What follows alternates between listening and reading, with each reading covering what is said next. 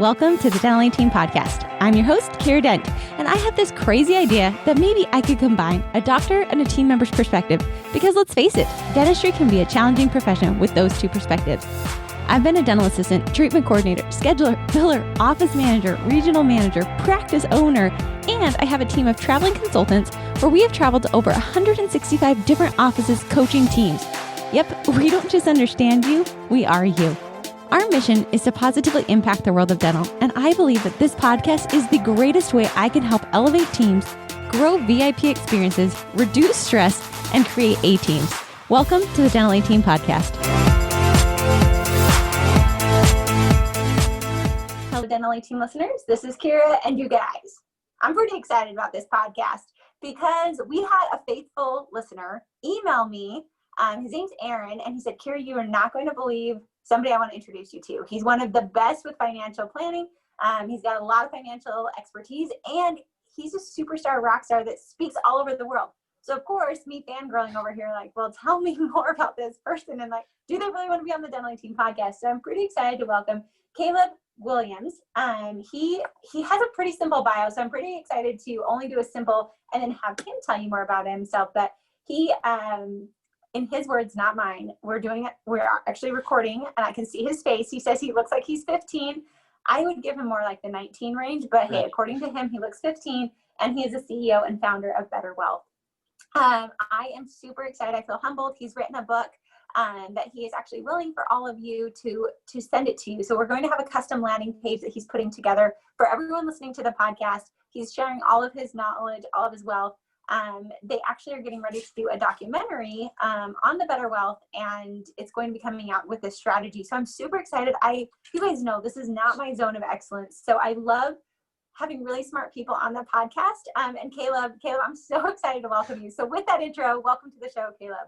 I have to say that introduction fired me up so much. It is, I'm so humbled to be on here. And it's funny because it's like, I love your guys' philosophy. I checked out your podcast before coming on because I do a lot of like money podcasts, but I'm like, okay, this is going to be new waters for me. And it is a pleasure to be on here. And so my hope is every single person listening to this will have a framework, will have an understanding of how to think about money, how to think about their practice. And my hope is that this can be a master class, and I want to be as valuable as possible. So thank you so much for letting me be on here. You are so welcome. And you guys, just so you know, a dentist is the one who recommended. He had heard Caleb speak before, and that's why he actually suggested him being on the podcast. So for all of you listening, if you know really cool people like Caleb that you think would be a great guest on the podcast, please send him over. I really, really, really appreciate it. So shout out to Aaron. Thank you for introducing us. So Caleb, tell us a little bit about your background, because I'm sure everybody, we're also going to post little snippets so you guys can see Caleb's cute little face over here. And that's fine because I have freckles. You can't see now, like I have aged into my freckles, but I remember being a treatment coordinator. I had braces because I decided I wanted to correct 22 to 27. I had freckles. And I remember presenting treatment plans of, $20,000. And people would look at me and say, can you even drive a car? And I thought, yeah, I can. So Caleb, tell us a little bit about your story. How did you get to where I call this the 10 minutes of horror, and this might be the 15 minutes of horror with your audience as they look and they're like, there must be some mistake. Like, what is going on here? But my story in a nutshell is I grew up in central Wisconsin. I'm the oldest of 6 kids. My dad is actually super, super smart, PhD, molecular biology, writes a ton of books and speaks to medical professionals. And so when I was in the 8th grade, I wanted to make money. I was always drawn to like this whole money game. And so I was like, okay, I'm going to be a doctor. And then I took biology 1. I'm like, I don't fully understand how genes work, but something got passed beyond, like I did not get my dad's genes. And so what ended up happening was I grew up, I struggled with dyslexia. I was actually always super small for my age. And so I had like this moment when I was 12 years old where I was just super embarrassed about like my height, about my reading. And my mom, who's incredible, like took me under her wing and pretty much said, Caleb, the things that you can't control, don't worry about. But the things that you can control, you have a moral obligation to go all in. And that's kind of the thesis of my whole talk is when it comes to money, when it comes to our life, there are so many things that we can take control over. And especially during the time when we're recording, things have been out of control. And there's a lot of uncertainty. There's a lot of fear. And one of the things that I want you to get is if you understand how money works as a tool, like you can literally change your life, you can change your practice, and you can change the way that you show up. And so I couldn't articulate that at 12, 13 years old, but like I just got it. And so after I realized that being a doctor was not going to be in my future, I was like, okay, I want to do something in the business space. And so one of my first jobs was working at a chicken farm. Without getting too like graphic on your show, let's just say I have an like Napoleon Dynamite status, right? Like Napoleon Dynamite. Doesn't he go work on a chicken farm? I have an appreciation for a chicken sandwich more than anybody else listening to this. Okay. And so I started making money, and I'm like, okay, what am I going to start doing for my money? Because believe it or not, I didn't want to work at a chicken farm the rest of my life. Why not? So tell me about this chicken farm. What was the piece of the chicken farm that you detest the most? Well, I mean, once we got a chicken, it was not alive and it had no feathers. And I did everything from taking that to putting it in the tank. And then afterwards we would cut them up. And so I was very, again, without you asked, so we're going to go down. My record, 42 seconds, 42 seconds from bird to being able to, yeah. So I still do it today. Not in 42 seconds, but I could still do it today. It's like riding a bike. All right. So when I meet you in real life, we're going to have a chicken ready to go. I will blow your mind. It will be great. Okay. So I totally derailed your story because I was really fascinated with the fact that you worked at a chicken farm. I've got Napoleon Dynamite in my mind thinking of you on this chicken farm. So yes, you decided I don't want to work at a chicken farm anymore. Continue. So I read some books, and I was actually given a subscription to like a newsletter that kind of got me into this whole money thing. And then someone gave me the book called The Richest Man of Babylon. And this small little book should be required reading for every single person listening to this. Actually, it should be required reading for everyone coming through our education system. And it essentially just gave me the principles of how to start thinking about money and how anybody could take certain principles and become wealthy. And then I read some leadership books by Jim Collins, Good to Great.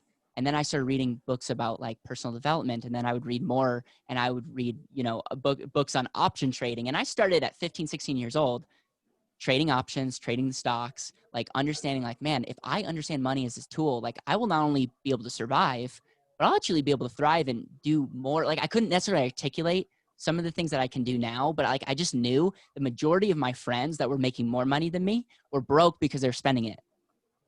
And ironically, that's what a lot of dentists and doctors do. They make a lot of money, but they don't keep a lot of it because they're not able to be efficient, and they just spend a lot of it. So anyways, I knew I wanted to do something with money. And so fast forward when I was 17 years old, super old. I was like, fast forward, we did 2 years. Like, fast forward like 12 months. I met a guy who was on a board of a community bank, and he got me connected with the bank, like one phone call. This just showed me the power of networking. Like I'm just so blown away by this one person. And so he got me a job at a bank. And at 17 years old, I didn't even have to apply for it. I get a job. I'm not even supposed to be working there because you're supposed to be 18. I'm behind the teller line. I'm still super short, and I'm not super confident at this time. And I just I committed to learning everything that I could, because in my head, I knew if I understood how money works, like that's so valuable. And the reason I wanted to work at a bank was you could learn a lot about how money works. And so smart, go to the source. I'm there, I'm meeting people, I'm getting out of my comfort zone. I start working in different departments.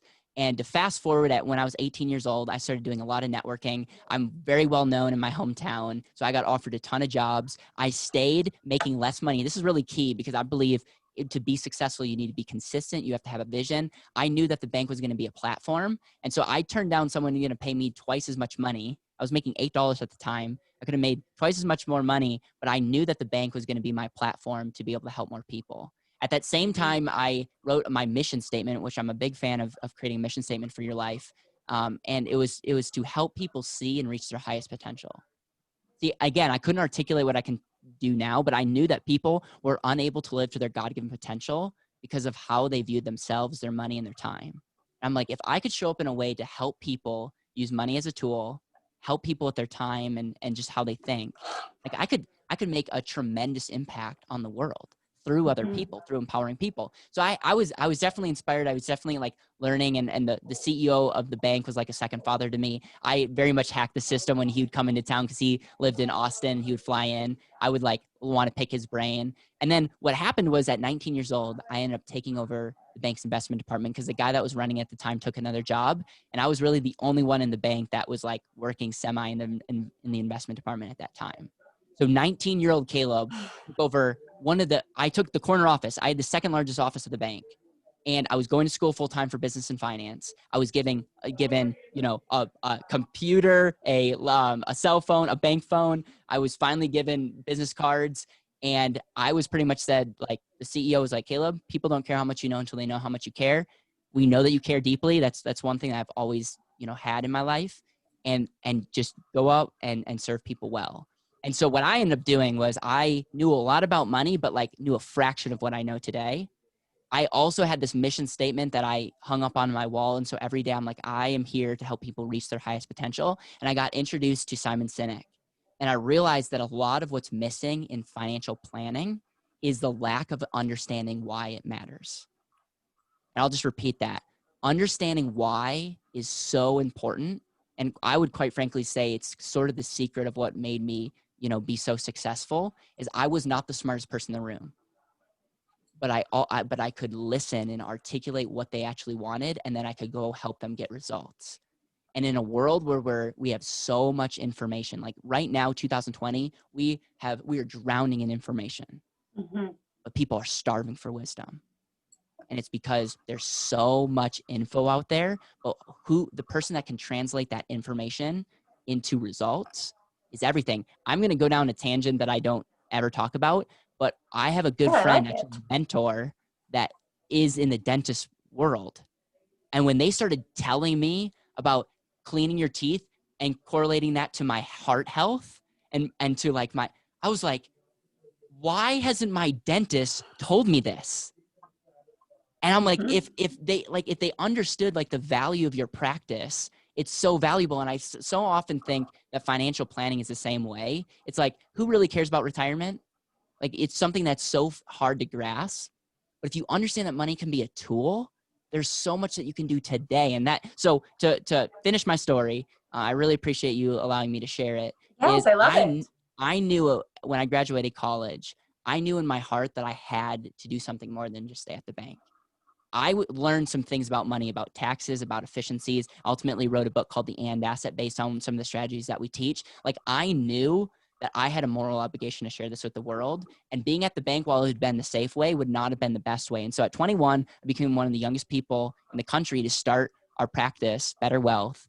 And we have grown that from just me to now over 15 people. We're in almost all 50 states. We use this thing called the internet that now everyone's finally seeing like, oh yeah, this internet thing's actually legit. But like before, it's like, you look like you're 15 years old, you have no experience.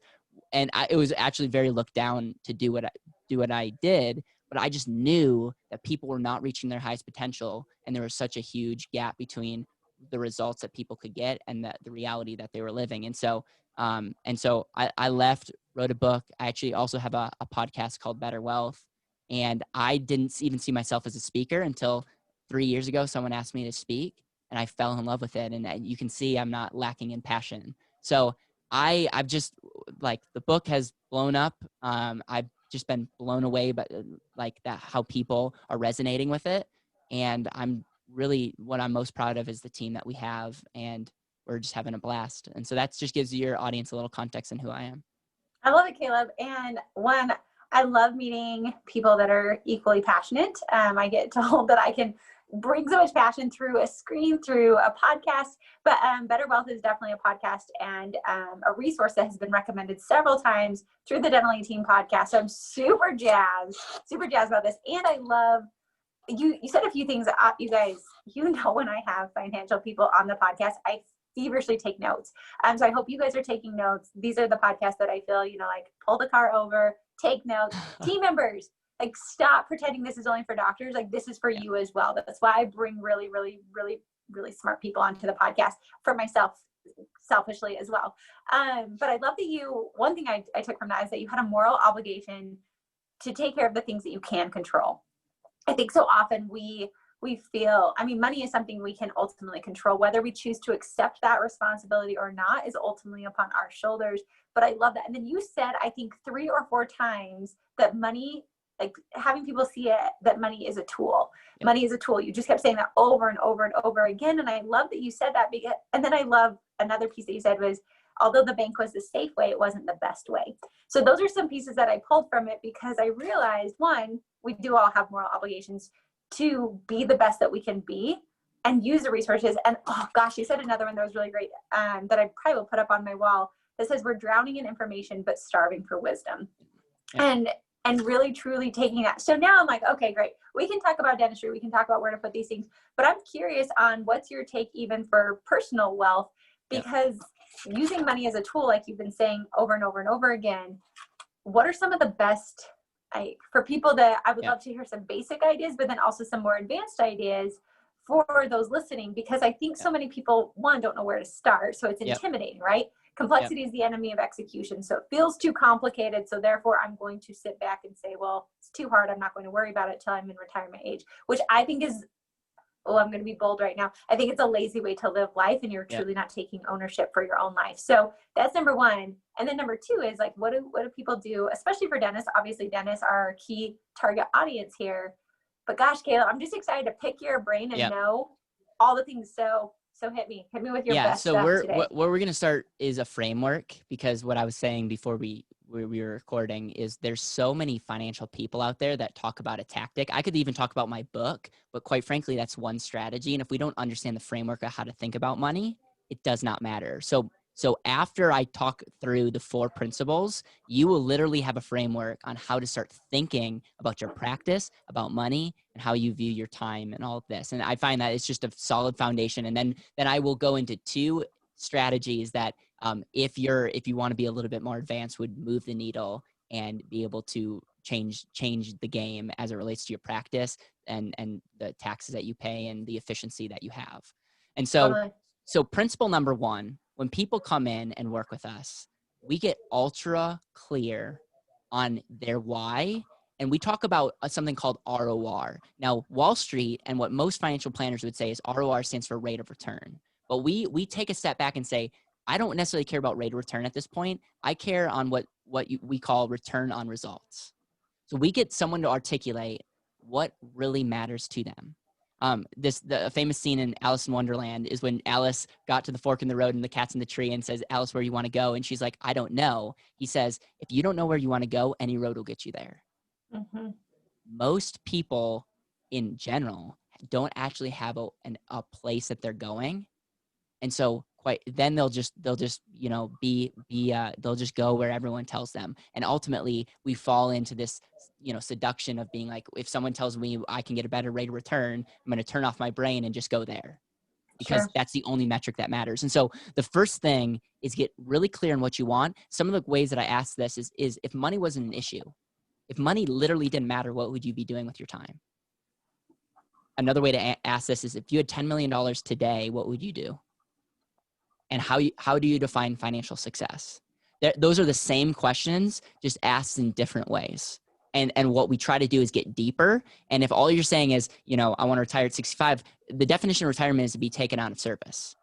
I truly don't love the word retirement. It's kind of a swear word around better wealth. I do believe in financial freedom, but I want to change people's mindsets, because the way that the system's set up, most people won't be able to retire in general. So make sure that you're being fulfilled and living the life that you love. And quite frankly, someone might be listening to this, and there might be someone that's doing dentistry and realizing that that's not their passion. Mm-hmm. And vice versa. There might be people that are like, man, I've been seeing this as a job, but I actually can change the way people see their relationships. And that's why they're passionate about this business, is because they can give people more confidence. And it's so much deeper, but the people in any field that are successful have a deeper conviction. And at Better Wealth, we want to figure out what that is. And so principle number 1 is know where you want to go, get ultra clear on ROR, the results that you want. So I'm going to ask on that real quick. Sorry, Caleb, to jump on that one. Do you think often, or do you see it when you guys are talking with clients, that they might not get ultra clear on their why because they might not feel that they're deserving, or they're embarrassed of that type of a dream? Because I hear so often people are like, well, I would really love to do this, but like, I'm okay with where I'm at. do hear that. And how, because I'm thinking, because literally as you were saying that, I was like, oh, if money wasn't an issue or I had 10 million, what would I do? And the first thought that came to mind was, I'm like, I would literally freaking travel all across the world. Like, that's what I would do. And then I had this piece inside of me that's like, Kiera, you should probably talk about philanthropy. Like, you should talk about, because that's another big project that we have. We want to, give back. And I all of a sudden judged myself that what I really want in life was wrong for wanting those things. So do you ever have that with clients? Because I can already hear people on the podcast judging themselves for what they really want and maybe not actually saying what they truly want. Yeah. Great question. 1 out of 5 people that have their first meeting with us cry. And the reason Caleb giggles. the reason is a lot of people have never been asked. Think about this. Like, this should give you goosebumps. Most people have never been asked that question. And so a lot of times people will say travel, spend more time with family, and there's nothing wrong with that. But we always try to get deeper than that. And so traveling there's what about travel? And at the end of the day, what you'll find, and I'm a big fan of Tony Robbins, and when he talks about is like, at the end of the day, the true fulfillment's going to come in serving. And that's not I'm not pushing my agenda on anyone, but like, I think majority of people come to some kind of like, I want to serve my family. I want to serve people. I want to be able to live my life in such a way. But then there's also when you're financially free, you don't have to worry. And my dad, being a super smart guy, like, he pretty much is like, worry and stress are the worst thing that you can do to your health. And so often, so many people are stressed. And I find that if you get your health right and you get your money right, like, you're just eliminating 95% of the potential stresses that come. And so, yeah, there's no right answer. And quite frankly, people change. We just want there to be some kind of like, this is what we're headed towards. And what I'm truly trying to do is I'm trying to get away from a number, because typical financial planning is like, how much money do you need to retire? And we could spend part 2 in an episode if you want, talking about why retirement planning is so flawed. Like, I could get really, really intense here. But like, it's such a bad model. That's all I'll say. Such a bad model when you look at what's actually going on in our country. Like, if you are just investing money, someday hoping it's going to be at a place and then taking that money out, it's just not like telling me a number right now is going to tell me very little. It's like such a poor way to plan for the future. And so we need to actually be more intentional. And so that's our whole deal. Better Wealth, by the way, is intentional living. And how do we live intentionally? You're living life on your terms, not someone else's. There you go, Tony Robbins. I love it. I love it because, and it's funny because my first initial reaction is going to be, you want these things. And I think it's a lot of the pieces that we don't have in life, or that aren't that piece, or that we judge ourselves for having. But you're exactly right. They say that there's the art of fulfillment. And so really digging down. So I'm sure, I love that and I'm glad I asked this question, because I think people with this principle should not just look at surface level, but look to see like, okay, first, if you could have all your traveling taken care of, well, you still have millions left over, what would you do then? And you keep digging deeper and deeper and deeper. So I love what you said. I mean, I'll just say this and we'll move on. The obituary test. You died today. One thing that I ask on all my podcasts, if this was your last day on earth and you were with the people that you love the most, what would that conversation be? And it's weird, but I think about my death all the time, and I'm super young, and I'm into health, and I'm not like, I don't think about it in a bad way. I just think about it as like, life is super short. We have one life, and I want to live each day and see it as a gift and be thankful for it. And I want to think about the people that I want to be at my funeral and what they'll say. And they're not going to care about the books that I wrote, the kind of money I made, the success that I had. They're not going to care about any of that. They're going to care about the impact that I had on their life.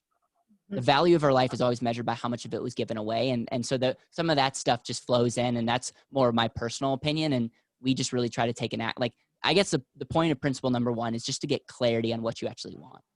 Yep. I like it. Okay. I'm ready for number 2. Principle number 2 is efficiency. So often people are focused on products and strategies. This is an example of playing golf and focusing solely on the club, never practicing your swing, and then going and just totally being terrible at the game of golf. You have the best club. You should be amazing, right? Absolutely. There's a process, there's a strategy. And so we like to focus on maybe the non-sexy parts of business, but like saying like, how can we optimize what you're currently doing? So now we're looking within. So first we're getting clarity on what we want to do. Then we need to look within, and there's 3 categories that we need to look at. Category number 1 is your cash flow. We need to ask the question, how do we increase your cash flow? How do we optimize it? And then when we get clarity on what you want, then we need to say, where's my money going? One of the things that we do is, if all you do is start tracking your money, take the gross coming in, look at where the money's going, and then seeing what's left over. I want you to start highlighting, are you investing in these accounts? Is your money going here? You're spending money on this, and you're just going to start becoming ultra aware. And then the next question I have is, wherever you put your money, make sure that that asset is going to be best serving you. So number 1 is and when it comes to efficiency, is optimizing your cash flow and just being ultra aware of where that's going. Step number 2 under the efficiency umbrella is all about your assets. And this is another thing that I'm pretty hard on, is I find that so many people turn off their brain when it comes to, like, you guys have gone through school, you guys are super smart, you're amazing at what you do, and then you just put your money where some random person tells you to put their money. And we don't ask the question, is this asset best serving me for what I need to do? So for instance, we are actually starting, we have multiple podcasts under Better Wealth, and we're starting a whole real estate podcast. I'm a huge fan of real estate. If someone asks me, should I invest in real estate? It's like, it depends. Do I invest in real estate? No, because I have a business. I'm hiring multiple people. I'm investing in my business and in marketing because I'm ultra clear on what I want. That doesn't make real estate a bad investment. That makes me ultra clear on what I want. And I'm putting my money in a better way for me. So there might be people that realize, I want to grow my practice, and there's a way to invest in your business, and that asset is way more valuable than your 401k or your SEP IRA. There might be some people that are going to invest in real estate. There might be some people that are going to do X, Y, or Z. So it's actually looking at your assets and asking the question, what is this asset doing for me today? And what is this asset going to do for me in the future?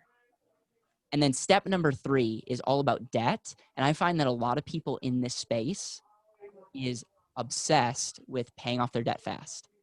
And I'm a big fan of using debt wisely. And there's good debt and there's bad debt. Essentially, good debt helps you put more money in your pocket and create long-term wealth. Bad debt does the exact opposite. And so the example of this, it doesn't matter like what you really get at this point. So if you use debt to go and get your education, you might have student loan debt. The next question is, should you just direct and pay that off, or should you redirect that into other assets or into your business? And that it also depends too. And that's why we're a big fan of coaching at Better Wealth. But essentially, if your debt's at 7% and your business or whatever asset that you can invest in, and you're confident in that is going to earn more than 7%, then you'd be best at putting that in your asset or your business. You have to be honest with yourself, and you're like, no, it's actually not going to get me a better rate of return. Then you should pay off your debt. Sure. And so there's, especially if I'm talking to dentists, there's something called the cash flow index. We call it the cash flow scorecard, and it's essentially taking your balance divided by your minimum payment is going to give you a number. Anything less than 50 is really bad debt. Just knock it out. I don't care. Like, stop contributing to your investment of funds. Just knock that out. Anything above 50 to 100, that's on the chopping block. It could go either way. Anything above 100 would be actually good debt. And so what you'll find is there's a lot of doctors that want to pay off their house. And I talk about in my book, chapter 3, why paying off your house might be a terrible way to think about your money in the form of efficiency. Because again, I'm not just looking at interest, I'm looking at results. So I want to just give big picture. Step number 1 is all about getting clarity. Step number 2 is being efficient. And we can be efficient in 3 areas: our cash flow, our assets, and our debts. I like it. And that one, I was just frantically writing notes. You guys, seriously, I hope you're taking notes, because like Caleb, you said at the beginning, I love that you read a ton of books. I love that was what mentored you, that coached you, you asked, you networked. I really do believe in asking better questions. And on this one, I'm just seeing the efficiency of, I love that are you a fan of Killing Sacred Cows by Garrett Anderson? So Garrett's a friend of mine. Okay. And so you're going to see a lot of his principles, because we were mentored by some of the same people. So Kim Butler, Todd Langford, when I was 19 years old, I started getting mentored by them.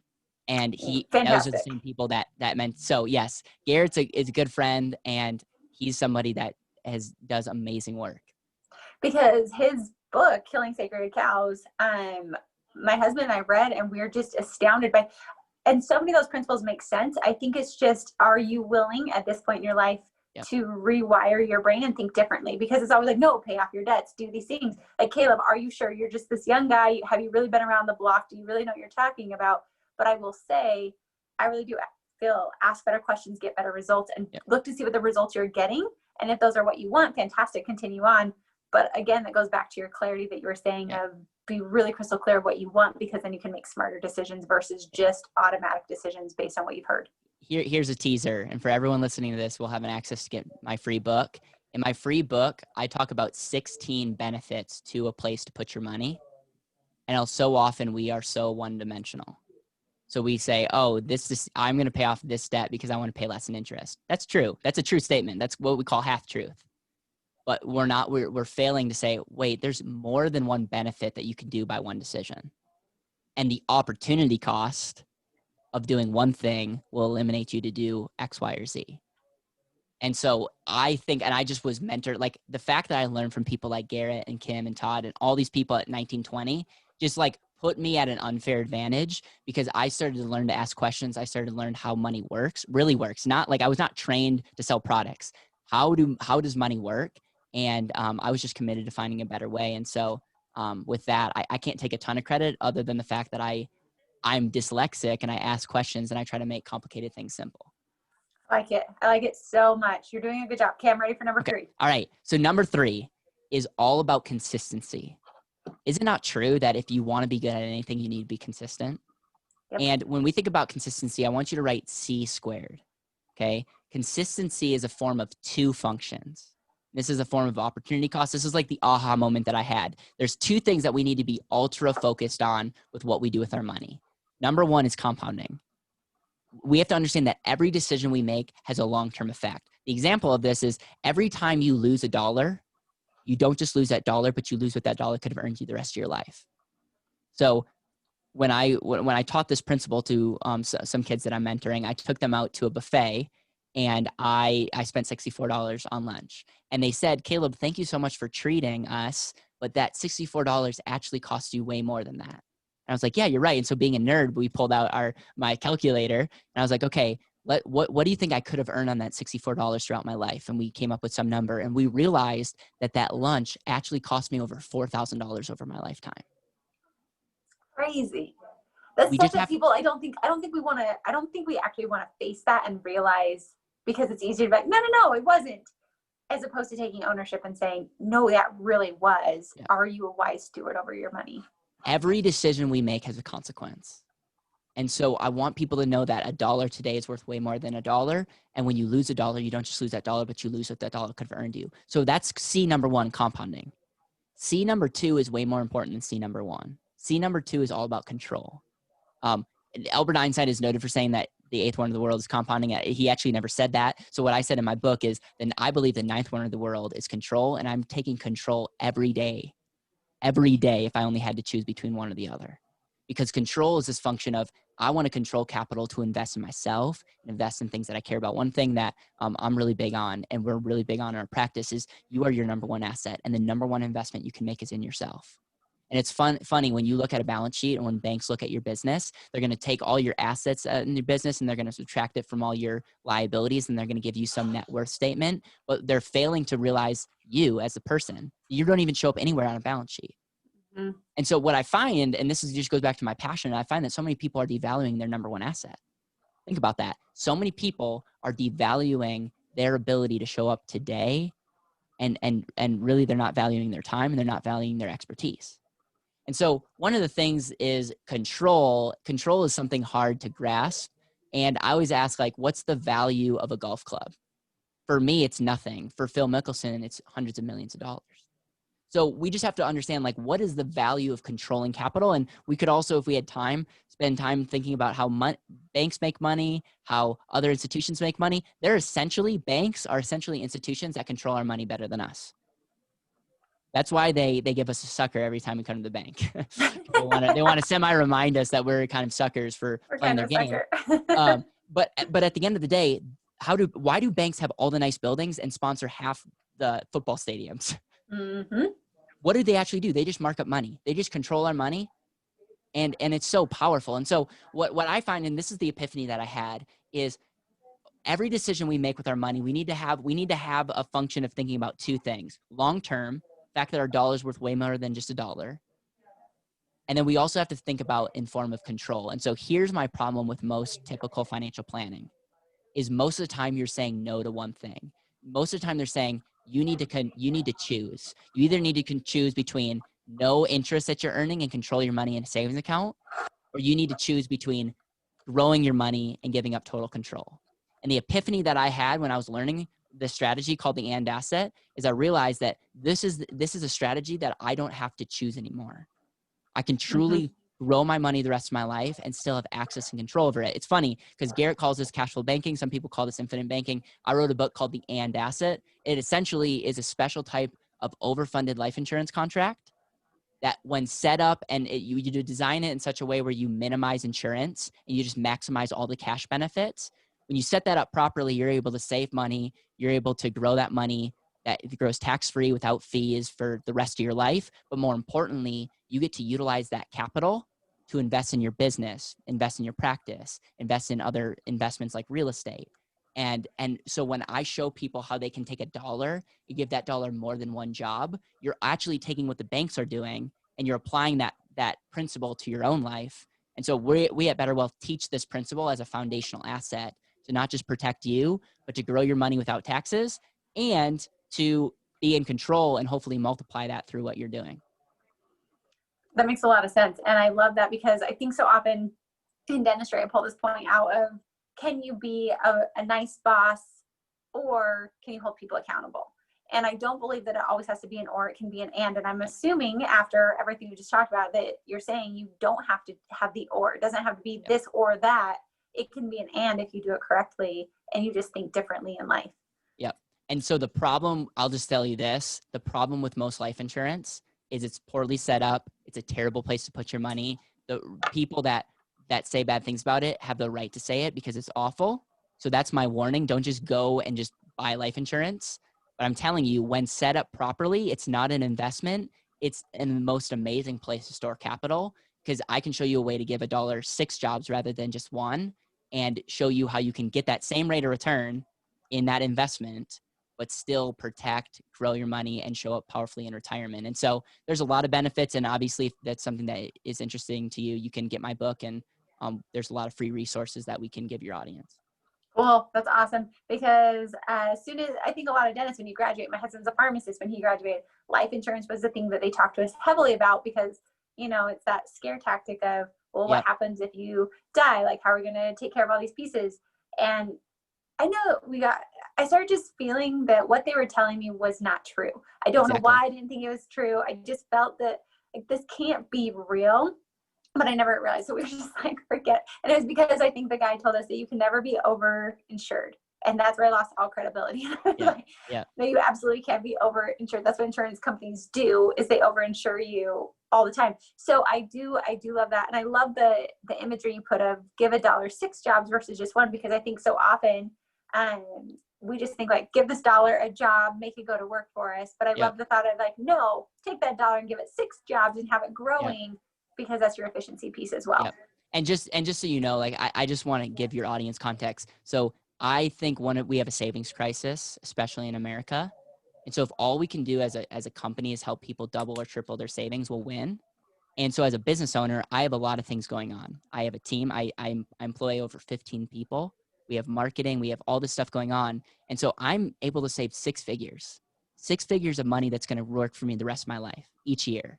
But that money is not just being locked up. It's being put in a place that I can tap into for emergency, because I'm a big fan of having emergency reserves, but also opportunity funds. And so it's just, again, I'm saving a lot more money. So I'm going to get the benefit of the volume of savings for the rest of my life. But I'm also not saying no to the control. And I have a year's worth of reserves. If everything hits the fan, like we will be okay. And in fact, because we hired people during this pandemic, because we saw opportunities. And so I'm just saying the access to money gives you a lot of opportunities. I think a lot of people can resonate with that. For And sure. especially in your guys' practice, there's a lot of things that you guys need to purchase. So make sure that every decision you make, there's a consequence of how you purchase that, and there's an efficiency to that. Brilliant. Okay, I love it. So we've got All right. 1, 2, and 3. Yeah, principle number 4 is all about using money. I believe your greatest financial need is using capital, whether it's for someday in the future, what some people call retirement, I'll call financial freedom, whether it's investing in your practice, whether it's doing the things that you love, whatever intentional living looks like.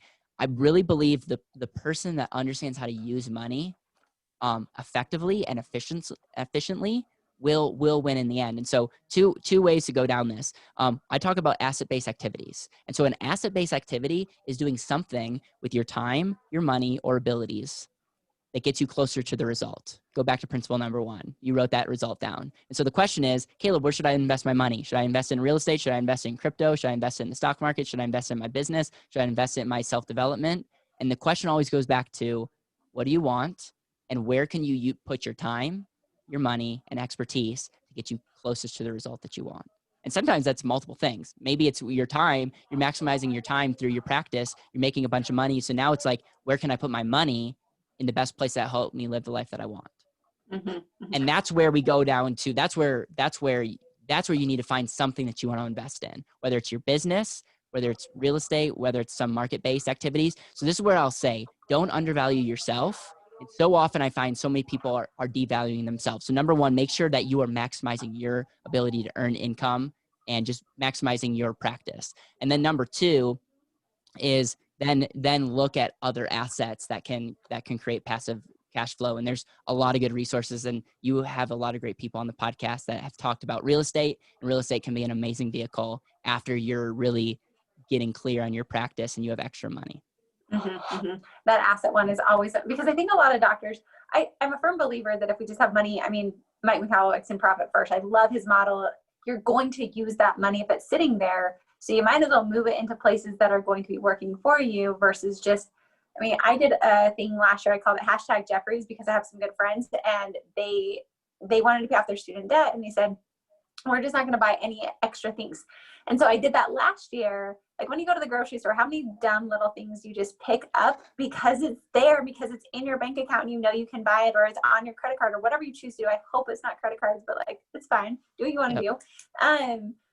But I remember when we did #Jeffrey last year, I didn't buy things, and I was shocked at how much money we saved that we could then put into other areas. And I just believe that when it's put into other areas that are working for you, you're less likely to spend money. You're going to spend it, so put it in places that are going to work for you versus just putting it in short-term gains. That's my like really naive financial advice right there, guys. Listen to Caleb way more than me. Well, no, I absolutely love it. Every dollar needs a job. And I'll say this, Profit First is an amazing book. I highly recommend everyone read it. And my book is a good supplementary to what Mike's talking about, because your money's got to go somewhere. Put it in a place that's going to best grow for the future and you can control in the present. That is really helpful, because I have done a good job. Like I read his book my second year of business ownership, because I was like, I don't know what the heck to do.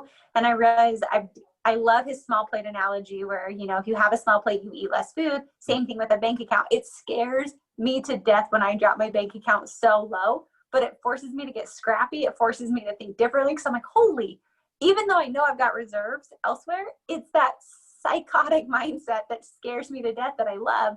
Apparently adrenaline junkie over here with just bank accounts, guys. I drop that thing down.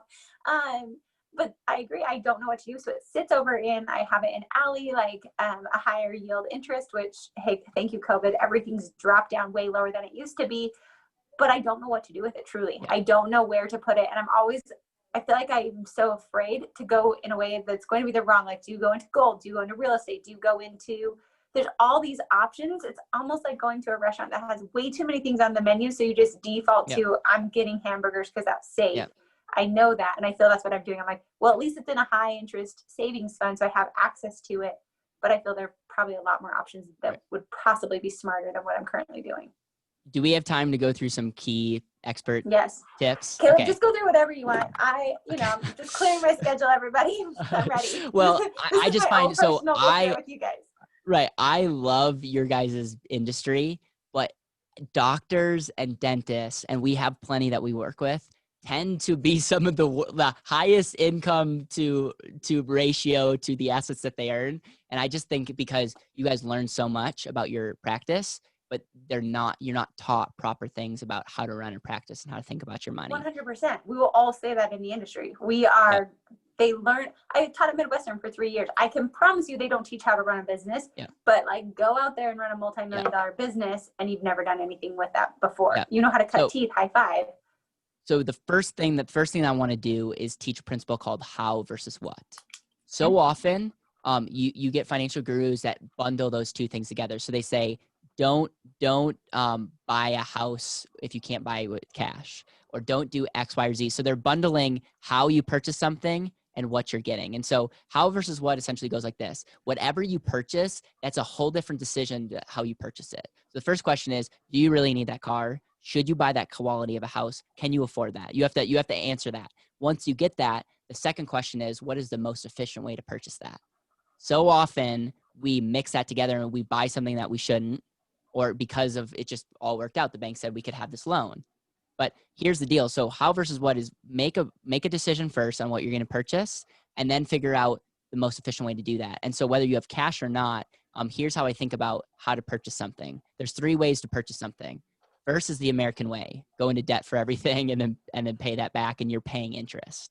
So a lot of people, and this is I'm saying this because doctors do this all the time.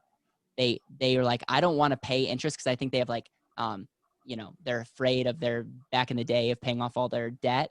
So they're like, I'm going to get to a place in my life where I pay cash for everything. So instead of paying interest, you're saving up money. But here's what I want you to get with C squared is every time you spend $1, you don't just lose that dollar, but you lose that dollar could have earned you the rest of your life. So I thought I was doing the right thing, and I bought my car with cash when I was 18 years old, $10,000. That $10,000 you're working at the bank at $8 an hour. You worked a lot of hours. Just throwing back that math. I also invested. There you go. I was like, $8 an hour, Caleb. No way. Go on. Yeah, no, I don't spend money either. So I paid cash, and I thought I did the right thing. But that one decision is costing me $400,000, $500,000 over my lifetime. I know that sounds extreme, but that $10,000 is never able to be in my control ever again, and it's never able to grow for me again. So here's a thought. There's a third way, and this is why I'm a huge fan of the and asset, is because we're teaching people how to use what we call controlled compounding. Remember, C squared, every decision we make, we need to have a long-term effect and a short-term effect. And so in some cases, it might be better off having your money in an account that's going to grow the rest of your life and collateralize it instead of disrespecting what that dollar could have been worth to you the rest of your life, borrowing against that, whether it's through a credit union, whether it's through your life insurance policy, whether it's through, another, financial institution, and getting that money, we call that control cost, and allowing your money to continue to grow for the rest of your life. And again, each situation is different. One of the things I always like to say is situation trumps the rule, okay?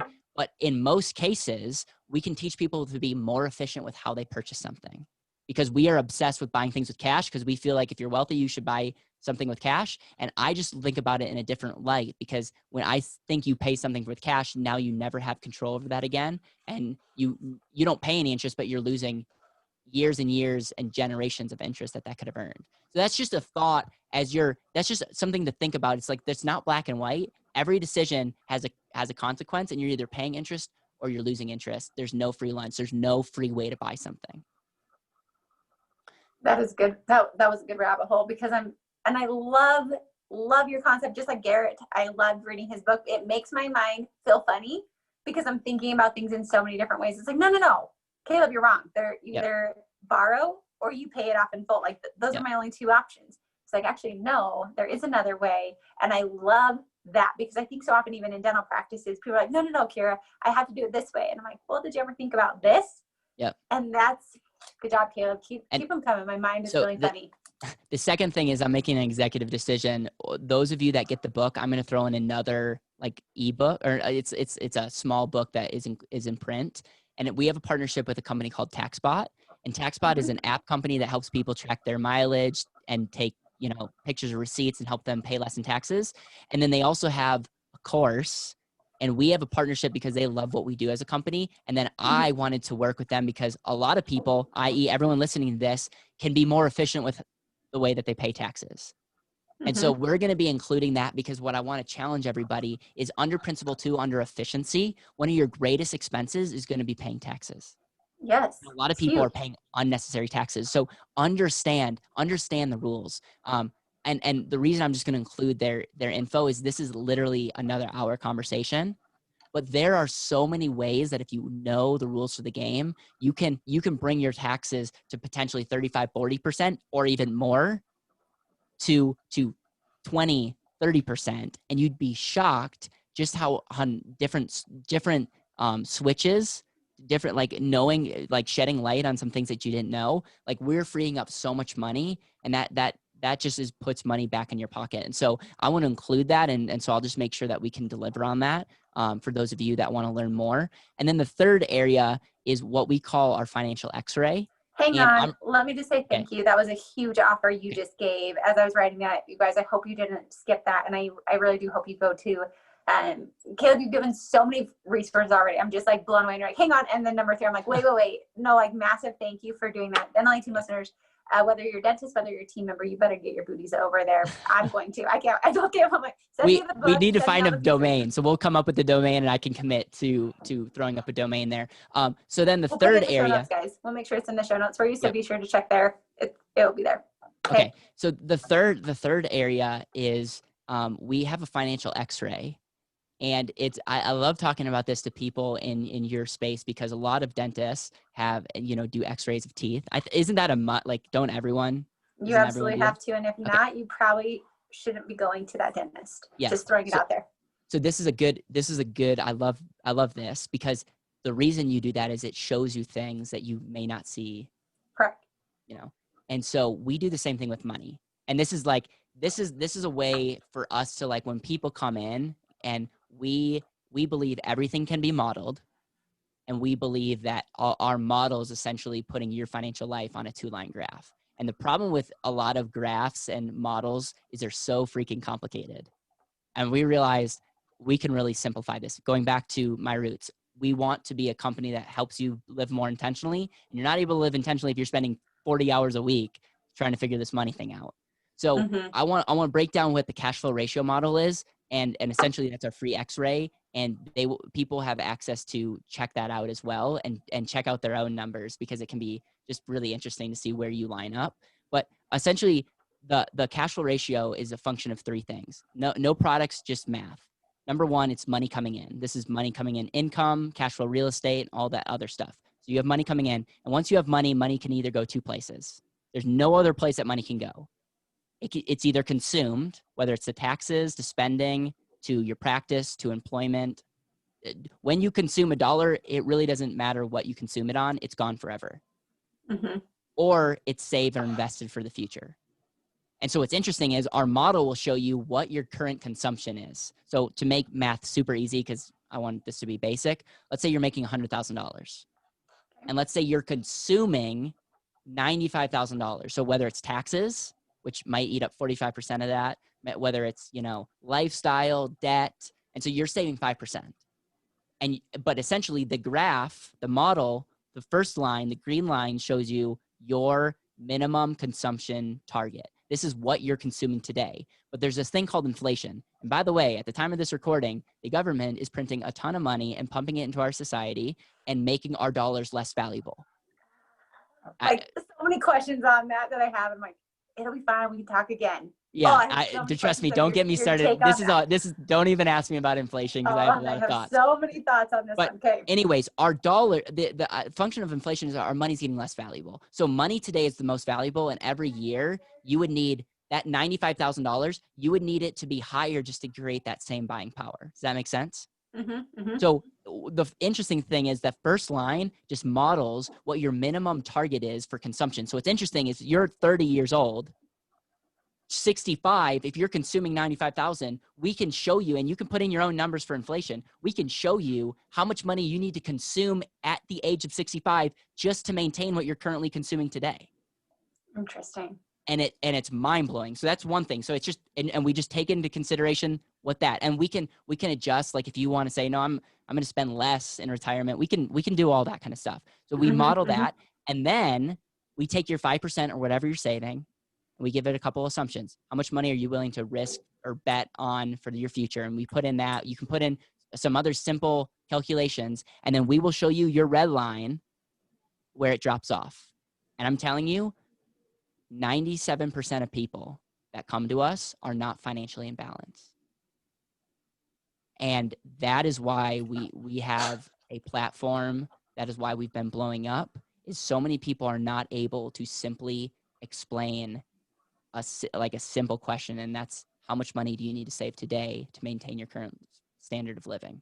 Very few people, no one can answer that. And quite frankly, if someone gives you an answer without actually a model, they're lying to you, because I can't actually tell you, because I don't know your financial situation. And because I'm younger, I might have a better, my number could be different than your number.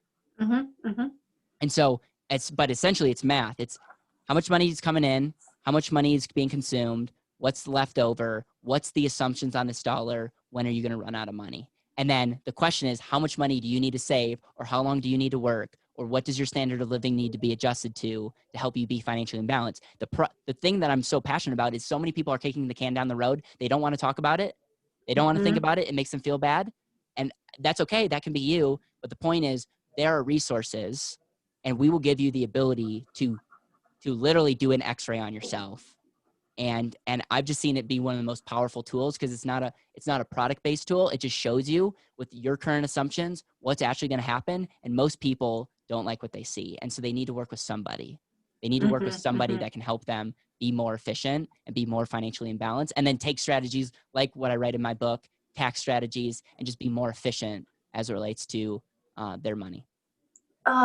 So many good pieces on this, because I don't know. I remember I heard a story of there was this video game, and they had rocks, and under the rock, like you were said, I don't even know where people come up with these studies or who agrees to doing these, but you somehow it was attached to you. So if you flipped over the rock on the computer generated thing, if there was a snake under you, you'd actually get an electrical jolt it would buzz you, and people didn't like it. It was uncomfortable.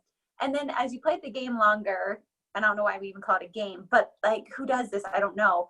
But they would literally see on there that they could start to pick up patterns. And when they could see a rock, that when they touched it, even though they knew they would get zapped, that was more comforting. They were less stressed than a rock that they didn't know what was going on.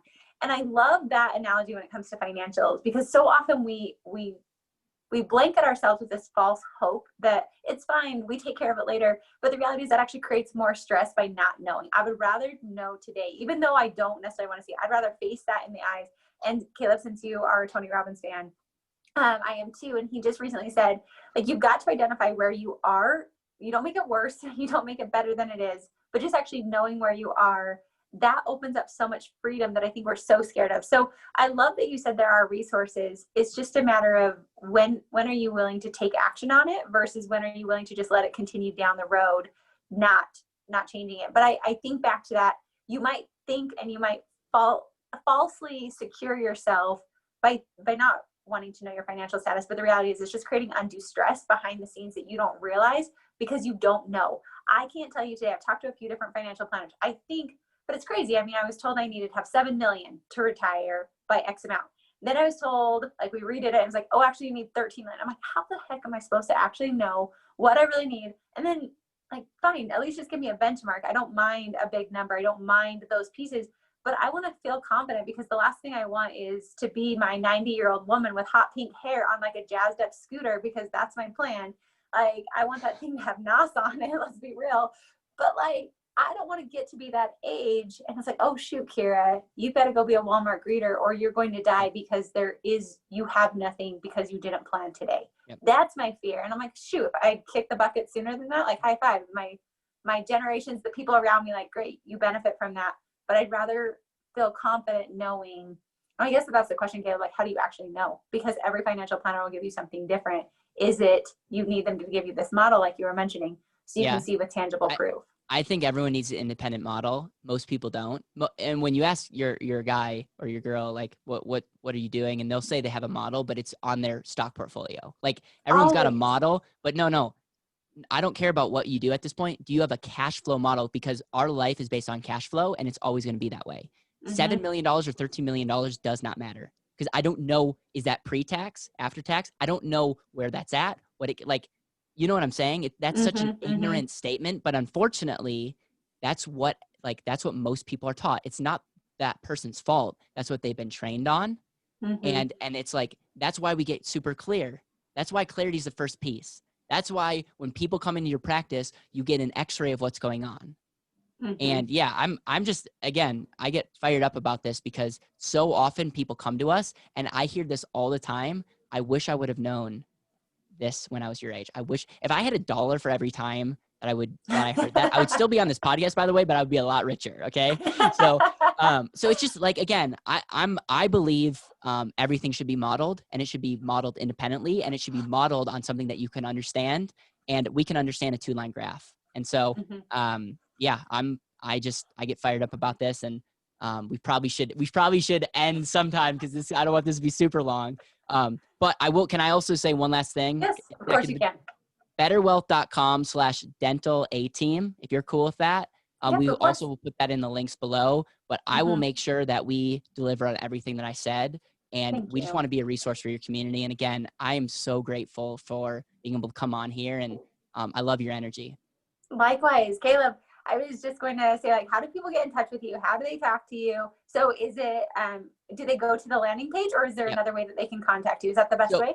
So betterwealth.com is our website and you'll see on Amazon, my books for $20. If you go to betterwealth.com, you can get my book for like $8 for shipping. And I'm giving every one of your audience, if they go to betterwealth.com/dental A-team, all one word, no dash, we will give them a book, the tax pamphlet. We'll actually give them the ability to do their own x-ray. And the reason I'm doing this, it's selfish, but I so badly want people to like see what's going on and just know that we're a resource for you if you want to learn more or if you actually want to find someone to help you implement some money strategies. We're here, but at the end of the day, I go back to my mission and I go back to the purpose of Better Wealth, intentional living.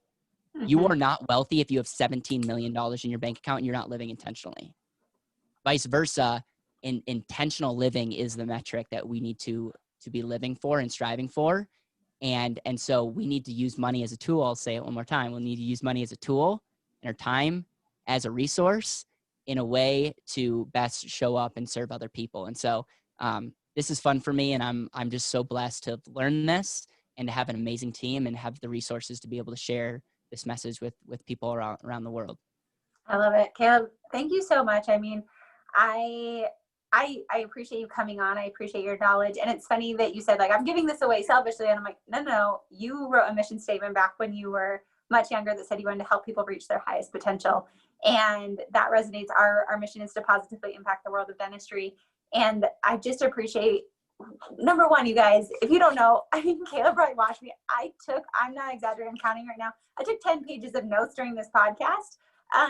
And I think it's great to take notes, but then it's like, what's the action piece? I know, you guys, I will be reading Caleb's book. I'll be going over to that. Thank you for your generosity and thank you for your time. I know you speak a lot. I know you have your own podcast. I know you've got time, commitments, and I just appreciate you coming on here, sharing what you have. And I equally love the passion that you have because I'm like, yes, like I could just imagine, Caleb, when I meet you in real life, we are going to sit there with the most fiery, passionate conversation of like going back and forth. And I'm like dying to ask you all the things on inflation right now, because I know you've got so many topics on that.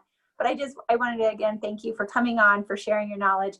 All of you guys go check it out, betterwealth.com/dental A-team. Get that book, you guys. We can do a book club. You can share your ideas. But honestly, Caleb, I really appreciate it. I sometimes feel like finances are over my head on certain things. I can do dentistry, I can do systems all day long, but you really broke this down so simply that I don't feel confused and overwhelmed. I feel like I've got a clear map of what I need to do to be able to get more financially free. Awesome.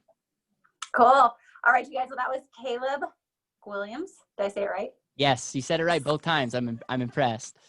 Awesome. All right. Well, that was Caleb Guilliams, you guys, CEO and founder of Better Wealth. You guys go check him out. And as always, thank you, Dental 18 listeners, and we'll catch you next time on the Dental 18 podcast. And you guys, that's a wrap on the Dental 18. But don't worry, the Dental 18 actually has a newsletter where we send out more tips and tricks every single week straight to your inbox. No, these are not podcast topics. These are additional topics that have downloadable forms. So head on over right now to thedental18.com, register for our free newsletter. We don't spam you. We don't send you junk. We just send you tips and tricks for your team. This is a great way, you guys. You could get your whole team on an email campaign if you can't get them to listen to the podcast. So head on over to thedental18.com right now and become part of our newsletter family.